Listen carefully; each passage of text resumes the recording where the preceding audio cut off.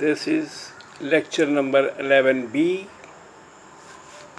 And इसमें जो पहला सुधार है वह लेक्चर नंबर 5 का है। उसमें मैंने व्यास शब्द का यूज़ किया है। व्यास डायमीटर को कहते हैं। वहाँ वह शब्द गलत रूप से आ गया है। व्यास को उस संदर्भ में कुछ भी नहीं करना है, इसलिए आप इसको स्लिप ऑफ टंग के रूप में लें। और इसी लेक्चर 5 में हमें यह अब ऐड करना है कि वह स्फेयर जिसका सेक्शन काट के हम एक गोलीय दर्पण बनाते हैं वह सॉलिड नहीं होके हॉलो होना चाहिए। हॉलो होगा तभी हमारे स्फेरिकल मिरर की बनावट हो सकती है।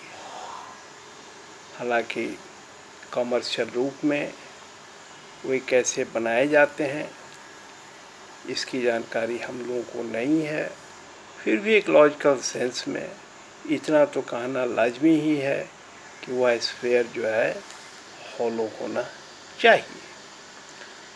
इसके बाद लेक्चर नंबर 6 में एक मिस्टेक है।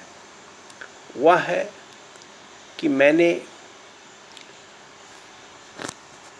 इमेज फॉर्मेशन में यह कहा है कि पोल पर जिस एंगल पर रे फॉल करता है उसी एंगल पर वह लौट आता है।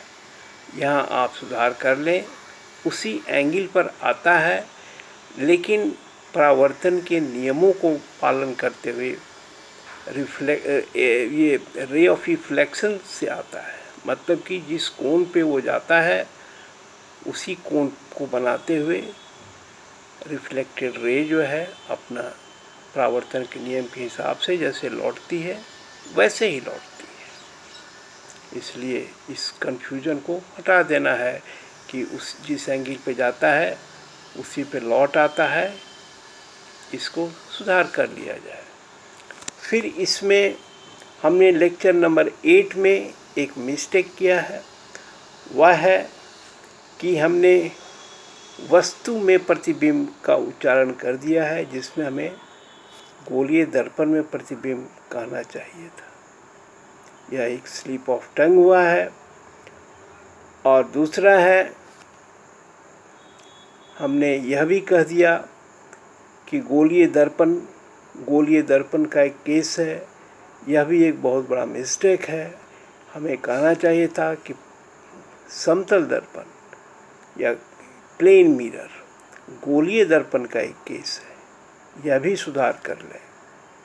और लेक्चर 10 में यह एक ऐड करना है जो मैं भूल गया था टिप्स देने में रेगुलर लेक्चर 10 में, कि मिरर फार्मूला कैसे हम यूज़ करेंगे प्लेन मिरर के केस में।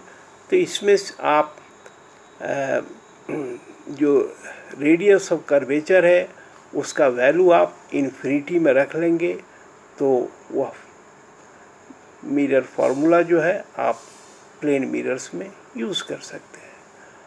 और यही बताता है कि जो फार्मूला है उसका नाम मिरर फार्मूला रखा गया है, यह न कि प्लेन मिरर फार्मूला या स्फेरिकल मिरर फार्मूला।